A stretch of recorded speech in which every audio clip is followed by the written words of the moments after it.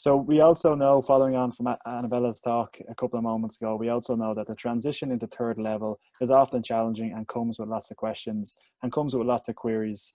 So here to give us her time over the next 40 or so minutes is the director of our student support team here in DCU, Dr. Claire Bowen. So Claire, you're very welcome. I hope you're there. I can see your presentation on the screen. I know you're on mute there at the moment, so I can't hear you, but we'll get you going up and running for a moment. Again, just to highlight two quick things while we're getting set up, and we're just waiting for Claire's there. It's Claire now. Just to highlight again, there's a Q&A function on your screen. If you want to ask Claire a question throughout the presentation, Claire will be presenting a couple of slides and then she will be stopping the slides and getting to a few questions. So please do ask some questions. And I know there's always, Claire, you're a massive demand. I see lots of people in the room and questions already stacked up for you. So you're very welcome, and thanks again for your time. Great, Johnny, thanks very much, and hi to everybody out there. Great to be able to talk to you today. So really what I'm going to do today is have a look to see what next year is going to look like for our new first year students. I'm going to talk to you generally about the challenges which all first year students every year face, and then look specifically at this coming year, because obviously it's a little bit different for us all. I'm going to talk about the cost of college life and what financial support is available to students. And at the very end, as Johnny said, I'll take whatever questions you have, and if I don't get to them, we make sure that we get back to you afterwards. So I suppose just to start, just to reassure people that yes, a lot has changed, but an awful lot has stayed the same as well. We wake up every morning and the world just seems to be turned on its head. So I want to start with a little bit of reassurance to let you know that an institution as strong and as big as DCU doesn't get rocked too easily. So we have 5 faculties, that hasn't changed, and we are working, as Johnny said, across the 3 teaching campuses, and you saw the video there of our lovely campuses from the air. It's the first time I've seen it from that view as well. All of our programs are honours programs, so whether they're 3 years long or 4 years long, they are honours programs. We have a student population of about 17,500 students, and it's quite a diverse student population, so made up of access students, mature students, students with disabilities, and students who have been studying online since the very beginning. We've over 150 student-led clubs and societies. I'm going to talk a little bit more about those later on, because they're going to be really important next year when the students are socialising and trying to get other students in their programmes and across the institution. About 70% of our students take place in paid intra-work placements in third year. And it's kind of reassuring to know that although things did fall apart for a few weeks, and we were worried about how the work placements would look for our students in the coming year, and it won't affect obviously the first years, but companies are continuing to hire students and they are continuing to go on placement, which is really great. About 25% of our students go out on clinical placement or teaching placement or study abroad. In the campus tour there, you saw the on-campus accommodation, so about 1,100 rooms on the Glasnevin campus, and I think they said about 240 on the St. Pat's, and then additional rooms on the All Hallows campus. And then for our last survey, we saw that 92% of our graduates are in employment or further education within 6 months of graduation.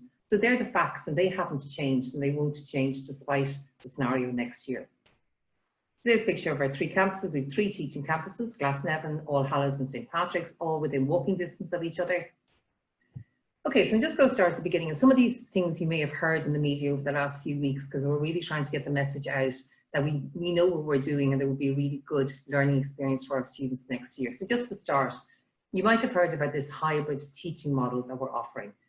So very simply, that means that lectures are going to be offered live online, and obviously that's the way we want our students to interact with us. So the big lectures, the large gatherings will be offered live online, but they will also be recorded. So a lot of what we've learned over the last 3 months will be brought into the coming year. So we know there have been students with Wi-Fi problems throughout the country. So we're saying, okay, let's record them. We'll provide the lectures live, but record them so a student who may have difficulty at 12 o'clock in the day can listen to the lecture later that night. But we're also planning to get the students, where possible, on campus. And of course, we're aware of the fact there are some students who won't be able to come to the campus. But we're trying to get them on campus as much as we possibly can in small groups, so they can do the big learning from home or from wherever they're living, wherever their accommodation is.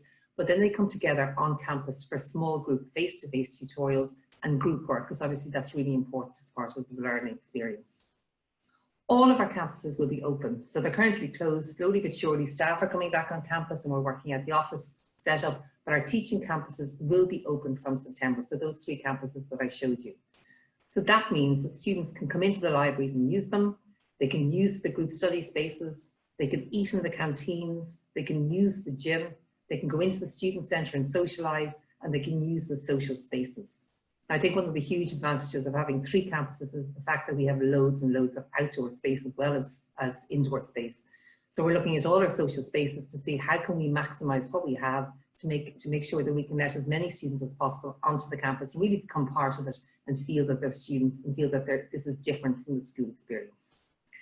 You might have also have heard that we're offering flexible accommodation, and this is the first time we've done this. We have been offering B&B in summer through the years, but from September onwards, we'll be letting students stay on campus for a night or 2 nights a week, or book for a week, or book for a month, or indeed book for the full year if they really do want to leave home, which a lot of them will want to in the 6th year if they possibly can. So it means that they'll give the opportunity to the students who may be on campus for Monday and Tuesday to stay on site for a night or 2, but not have to pay the full cost of accommodation for a year, which is obviously quite expensive. So this, every year I give a talk to the parents and really look forward to the interactions. It'll be slightly different this year, but there will be interaction of some sort. And really the challenges for the first year students coming in this September aren't a huge amount different to what they would have been in previous years. So some of them are the same, and there will be a few differences. So first of all of the students are going to have doubts about their programme. They're going to be worried over the next few weeks in terms of whether they'll get the offer of the programme that they want. But they will be worried even if they get the offer, and when they get the offer, hopefully, are they able for it? Is this the right programme for me? Did I choose correctly?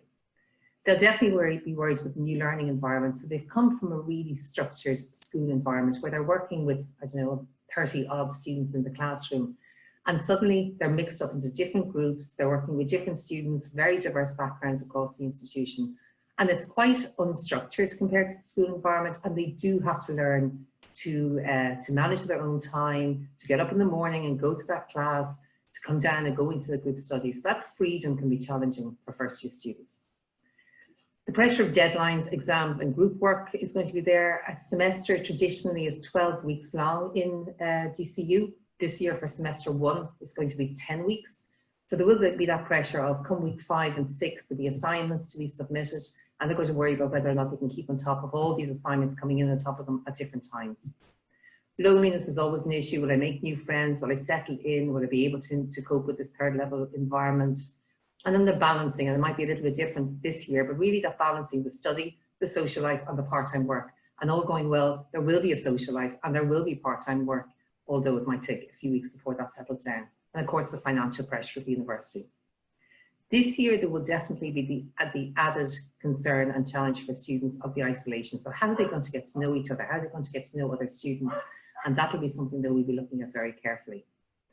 On the flip side of that, the financial pressures of college and the exam worries may be lessened. So I'm going to look at the finances a little bit later, but in terms of exams, so what we did this year is that 4 modules that traditionally had examinations, where possible, we turned them into assignments because we knew that would be less stressful for the students. And going forward, we'll be doing the same. So as much as possible, we will be offering assignments. Where it's not possible, there will be live exams online is the plan at this stage. But those pressures, we do believe, will be actually lessened for the students. And the same with the finances, and I'll talk about that in a second.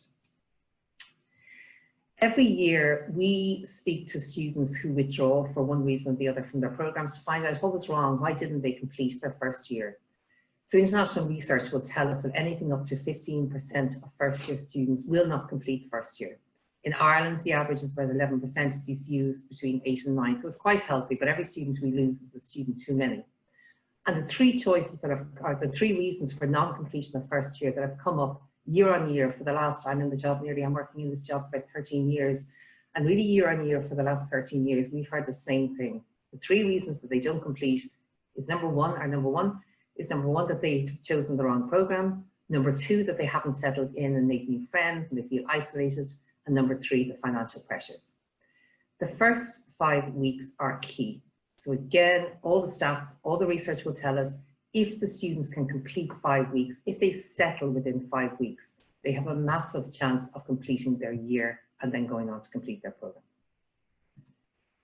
So the academic year 2021, so September 2020, which is really just around the corner. So in terms of what it's going to look like, obviously, the first thing we're going to focus on is the richness of that learning experience. I'm actually quite excited about this.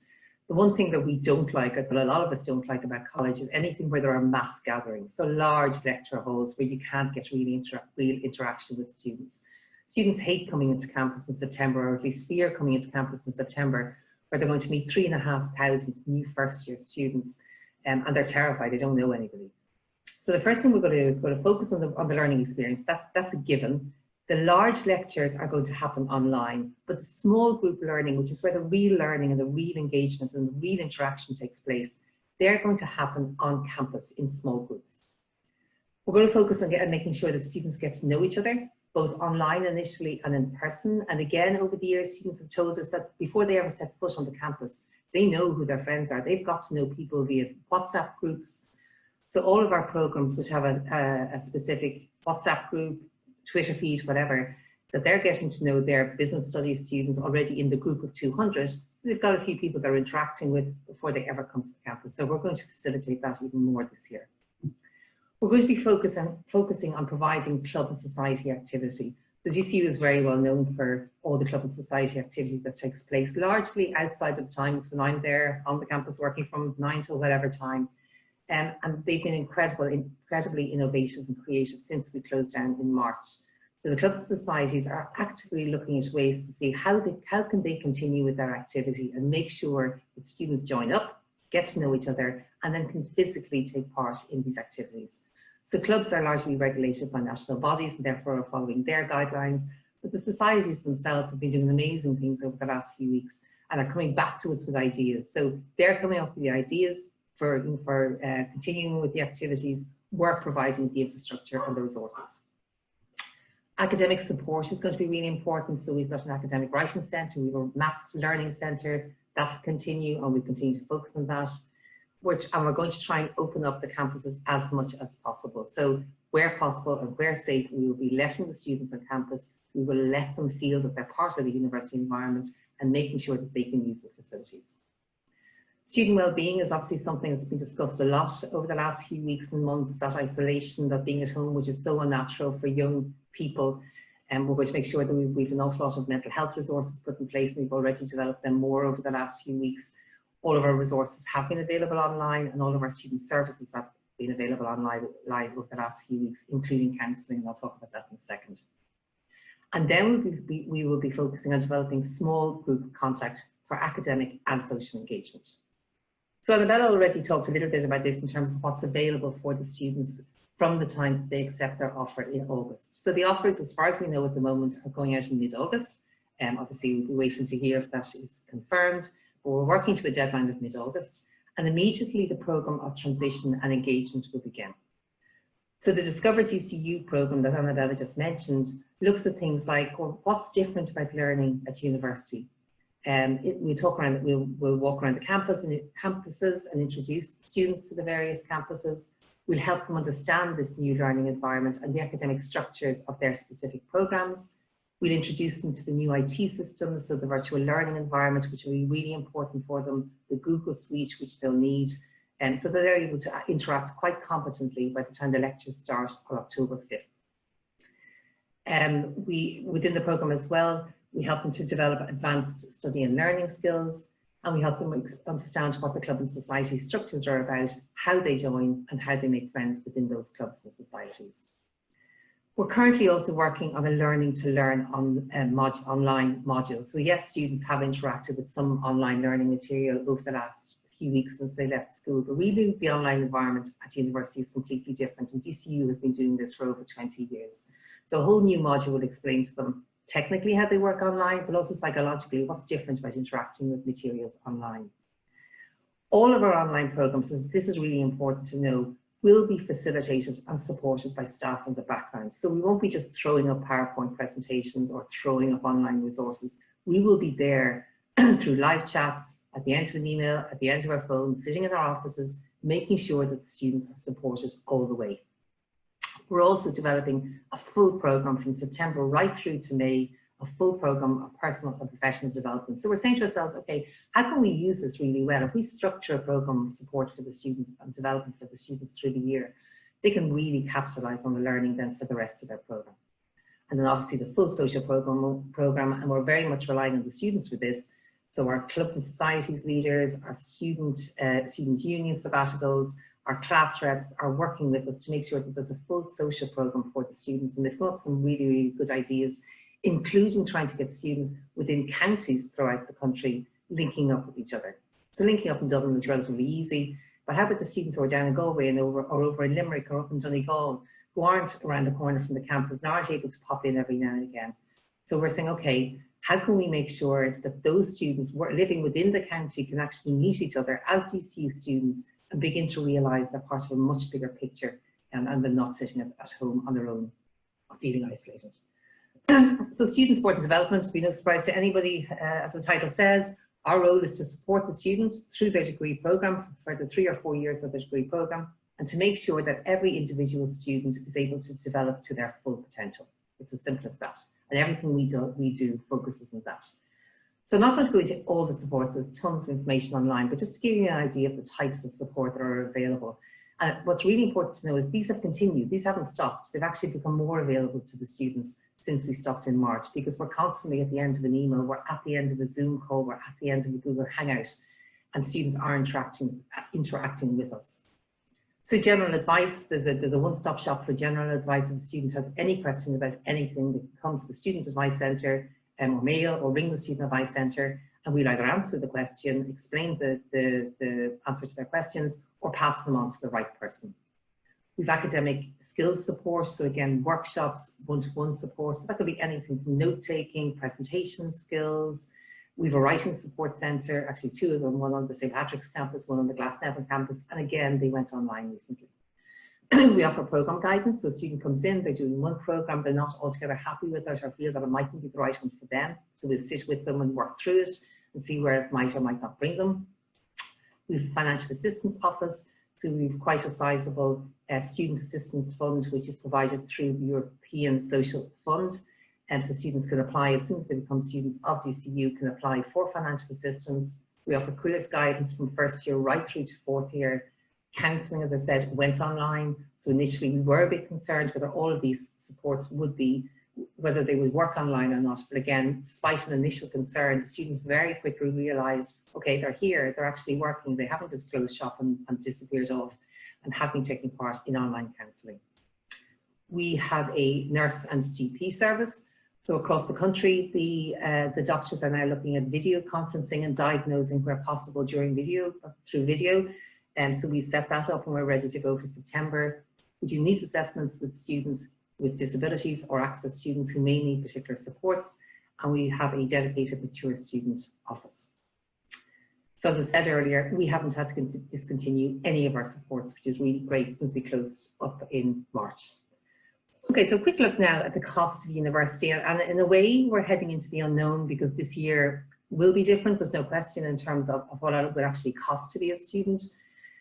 So I've got on one side the monthly cost of living away from home, and then the monthly cost of living at home, and unsurprisingly living away from home is an awful lot more expensive. So what we've listed here is an overview of everything from typical rents, college transport, food, clothes, phone, etc. So what you're looking at for the academic year is approximately 13,500 euros. Now, a huge proportion of that is accommodation.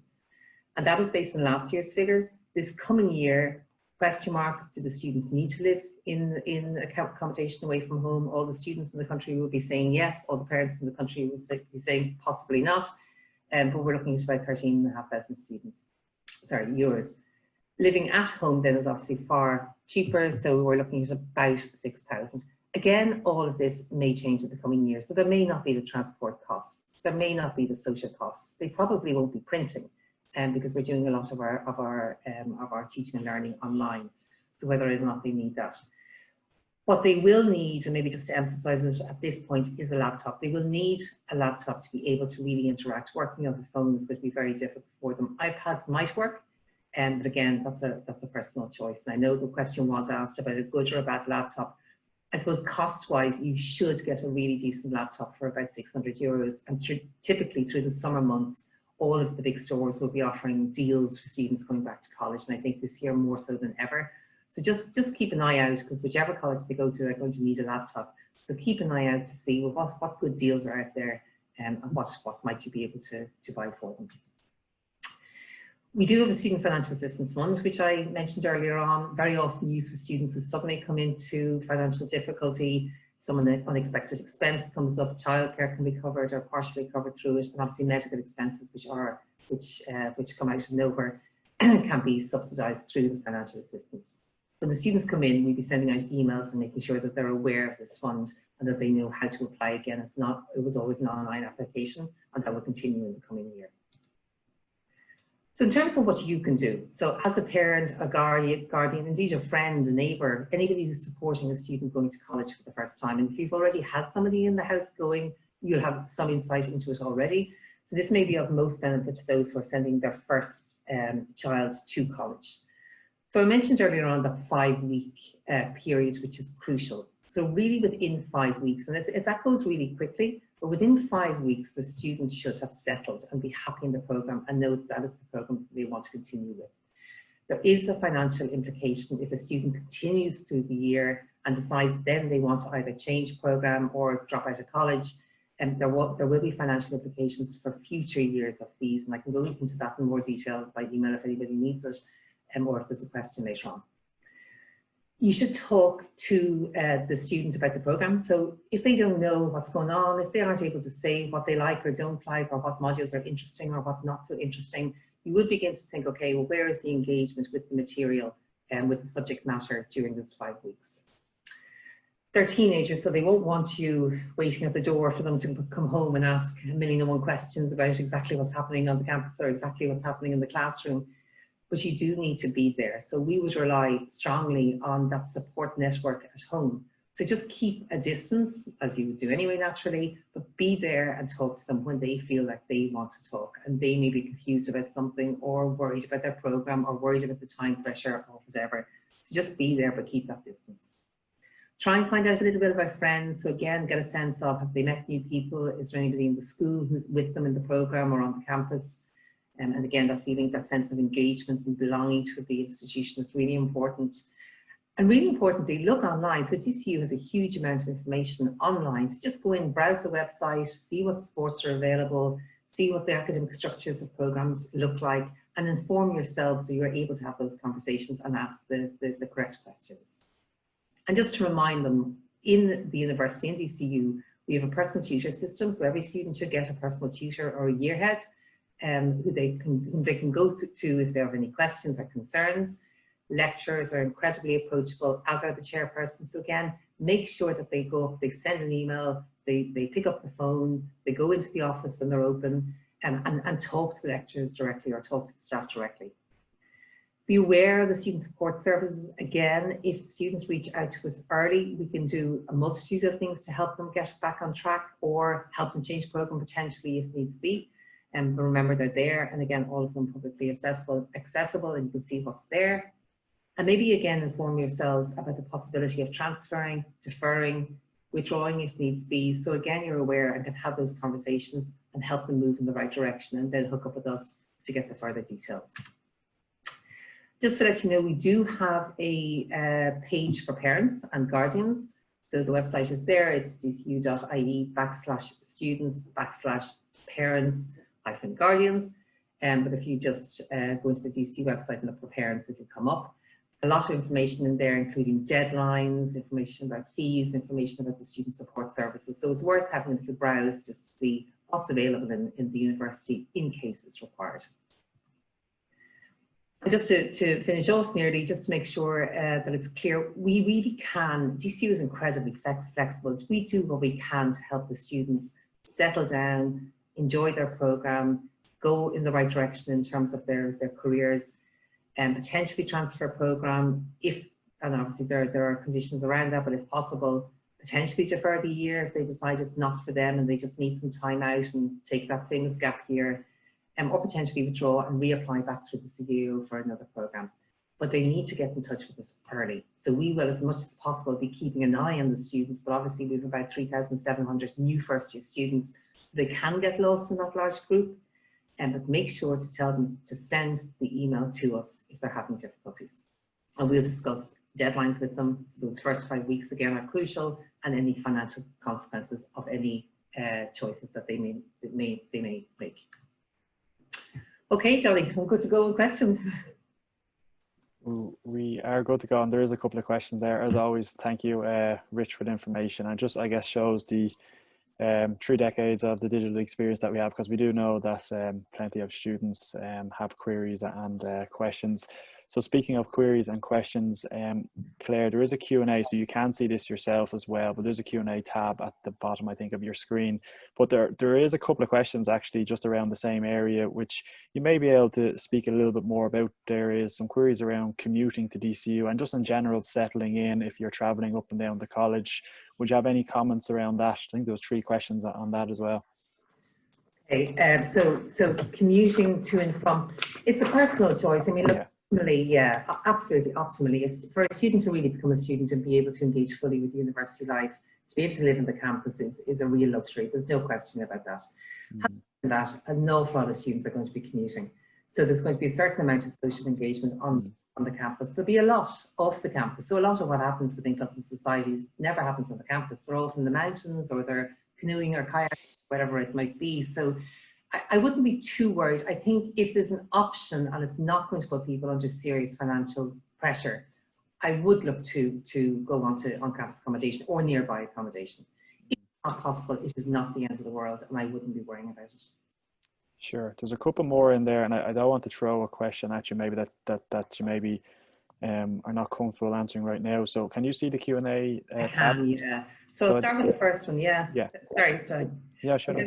Yeah. Okay. So start with the option of fee payment, whether you can have to pay for the full year, or you can pay for semester 1 on its own. So the fees, as we said, are approximately 3,000. You pay 60% of that in September and 40% then in January. So it is broken up over the two semesters, which makes it that little bit more manageable. Amount of spaces for DARE students. So we have a quota as such of about 5% for students coming in below the points. Currently, we have about 7% of our students are in. So some of them obviously will be below points, but some of them are also, they've come in on merit. So about 5% of our total population, which is 3,700 first year students. So if there's a small number of places on the course, for example, psychology, will there be a better chance of more lectures, tutorials being on campus? Really no. So we're not looking at this on a numbers basis. We're trying to get every first year student on campus. We're less worried about our second, third and fourth year students. They know what the student experience is like. They've learned to learn on their own from home, because that's what students do anyway.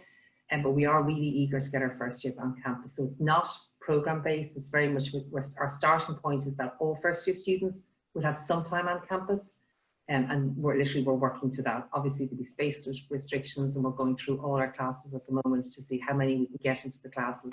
It might only be half a day or a day, but it could be up to 2 days. I don't think it'll be any more than that. Course timetables aren't issued until students register, because we don't know how many students are going to be registering and choosing various modules, so we have to wait until September. Yeah, any provisions being made for students who have children with the uncertainty in schools and creches reopening or only opening on a staggered basis? Very good question, and there's many members of staff in the same boat wondering exactly how that's going to work. So we have committed to online. So really it means that students who come in September, have children at home who may be in school 3 days a week, hopefully not, but anyway, if that's the way it is, they can either go to the lecture live if that suits them, or the lectures will be recorded so they can listen to those lectures in the evening. So that gives that flexibility, especially if they're younger kids who are in bed maybe, or they're home and they're settled and they're having their dinner or their lunch, that people will be able to pop into the lectures. But we'll be very, very aware of that, because as you know, it could be for students and staff are going to have the same challenge. Yeah. If you want to use accommodation, Johnny, you stop me if I'm going to. No, there's plenty of time. I know there's a couple of questions coming in, so please, keep going. Thank you. Okay. If students want to use accommodation for 1 or 2 nights, is availability guaranteed? It's not. So the way it's working at the moment, the lottery is, I think I'm right in saying, is it? Yeah. Yeah. So students have applied. They won't have their timetables yet, so therefore they won't know whether they have to be on the campus on Monday, Tuesday, or not at all, which hopefully won't happen at all.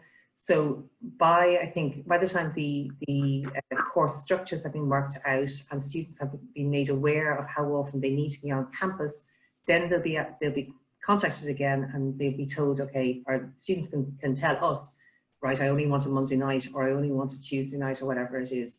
So we'll work with that, and then the jigsaw begins of trying to see, okay, in the one room, we've got one student who needs Monday, Tuesday, we have another that needs Wednesday, Thursday. So can we use that room, and obviously deep cleaned in between, etc. So can we use that room and break it up through the year? But availability can't be guaranteed. It really depends on the number of students who are looking for accommodation, and obviously that lottery system has already taken place. Will there be the same number of international students at least DCU this year? We haven't got an awful lot of international students. Our international cohort would be mostly postgrad. We will have some with travel restrictions, etc. We're not expecting too many, but it really won't affect the undergraduate student population very much. So we don't think that'll have an effect. Can we give clear guidelines for international postgraduate students regarding accommodation? What I mean is semester 1 is completely online, and then from semester 2 onwards, it moves on to hybrid teaching method. So will we be requiring students accommodation for semester 2 onwards and not for semester 1? So at the moment, the guarantee is semester 1 will be online and students will be able to access everything from home. And semester 2, my understanding, again, Johnny can correct me, and we can check this, on my understanding is that semester 2 is also assured to be online and students don't have to be on the campus. But let's get back to that one if that's okay to confirm. Yeah, absolutely. If you pay accommodation deposit but no longer want the room come September, are you refunded? Yes. So campus accommodation have guaranteed that people will be refunded if they decide they don't need it. Absolutely. Will we be meeting with the same group of students when small face-to-face groups are organised on campus in September? Not sure about that. I'm going to check it up, and again, we'll get back to you afterwards. Yeah. I'm not even sure we'd have an answer to that yet, because as we speak, our exams have just finished and exam boards taking place. So lecturers are now looking at exactly those logistics of grouping the larger group down. So we will get back to you, but I don't think we'll have an answer for you immediately. As a follow-up, if on-campus, if on-campus tuition, work, etc., is scheduled for times when parents can't get childcare, will this negatively affect grades or learning, or is there any workaround planned for this? Okay, so the lectures are obviously, I mean, very little is compulsory at third level, to be honest, but there are some compulsory lectures. The lectures are, students will be expected to listen to the lectures, take part in class discussions online where they can. There will be no compulsory attendance on campus. And we made that decision quite early on because of the uncertainty of the situation. So we're very aware that there are students for different reasons who simply won't be able to come on the campus for health reasons more than anything else. So we made the commitment that students will not have to come on campus and there'll be no compulsory attendance on campus. Will the same amount of PLC students be accepted this year? Yeah, I don't see any reason that should change at all. I heard the mention of a CU in August. Will there be a physical open day for students in August, or will it be another Zoom meeting? It would be nice to get the full orientation of the nurses building. CU in August, yeah, well, this CU has turned into CU online and CU anywhere we can see you. I don't think, Johnny, there's any plan for a physical open day. There isn't at the moment. Yeah.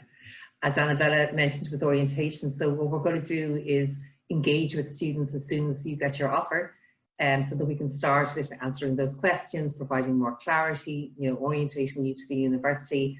But you can walk in, it's going to be open, so you can, if you're around the corner and want to pop in and have a look around the campus, please do.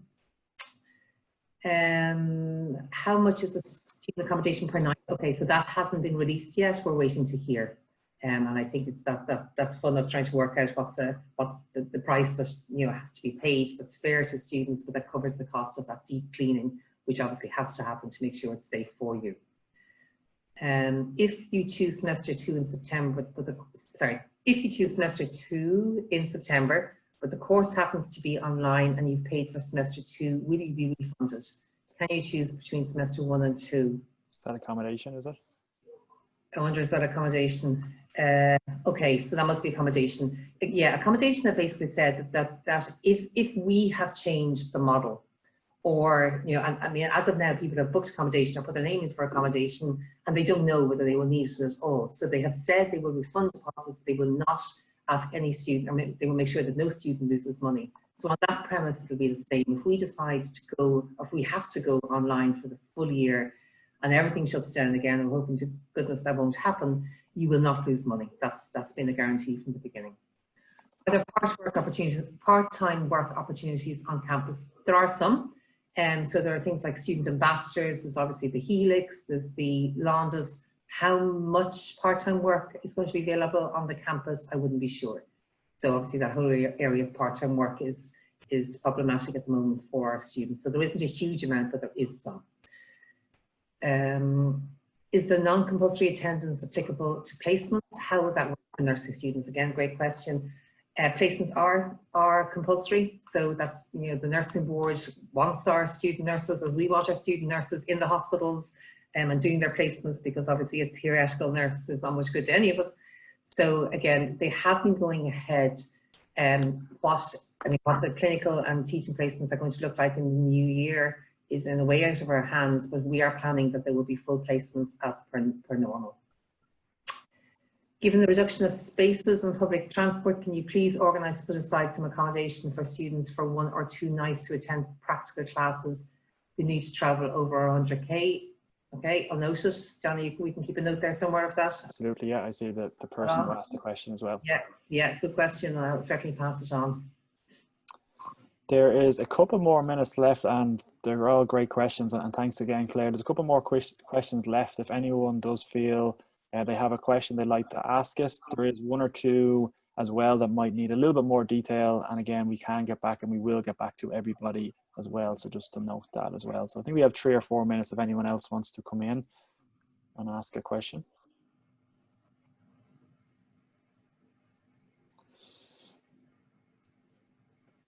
It looks like we might have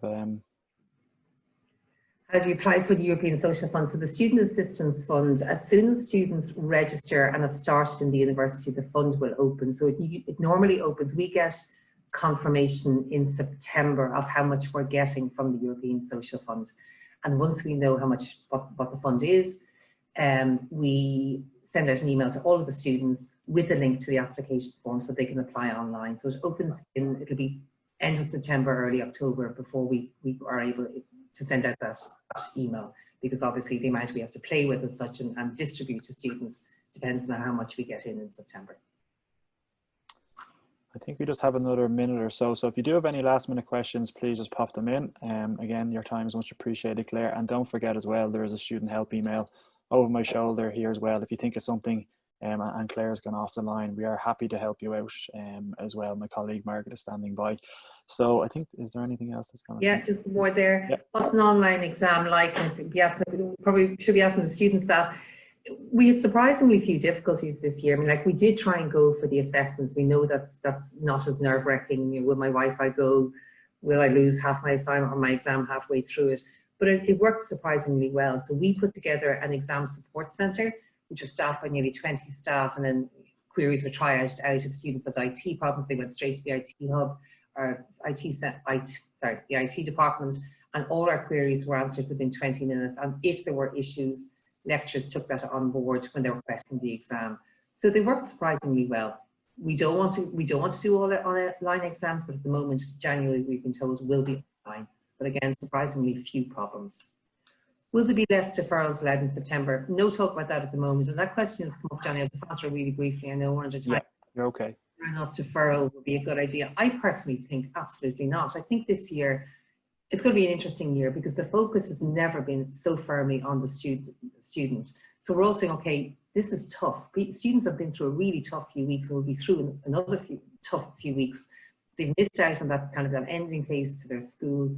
So there's a huge focus on making this really special for the student and really trying to make sure that they get to know as many students as possible. And the fact that we have to have small group interactions is actually going to make that an awful lot easier. When the on-campus accommodation says you can do 1 to 6 days based on your timetable, does that mean just once off or each month? Each month. So if you have to be on campus on a Monday to Friday for the first week of every month, well then you could potentially book accommodation from Monday to Friday for the first week of every month. That's how flexible they're working at the moment. DCU offer a discount on travel to and from the university, example, the LEAP card, help me there. I'll follow up with Nicole on that just to confirm. Okay. Yeah, Thank you. no problem at all. If you receive a room after the lottery, is the option of flexible living available with this offer? Absolutely. So at the moment, if you've received an offer of a room, you have got the room, but you don't have to let them know when you need the room for until it's clear how much you need to be on the campus. So you couldn't know at the moment because we haven't told you when you need to be on the campus. So as soon as that comes out, well, then you get back onto them and confirm whether you need the whole year or just a day a week or whatever it might be. Brilliant. We're nearly out of time, but just to highlight as well for the massive amount of people that are in attendance today and tuning in, there is a parents page, and you mentioned that already, Claire, with plenty of resource and information, lots more detail of what you mentioned, but also a little bit more detail around various different things. So again, just to highlight that.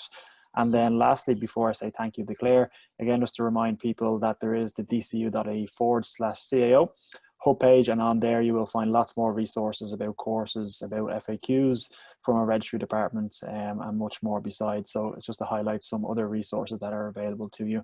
But Claire, we're nearly out of time, as always. Very informative and lots of learning. I think there was over 20 questions there that you took alone, so very much appreciated.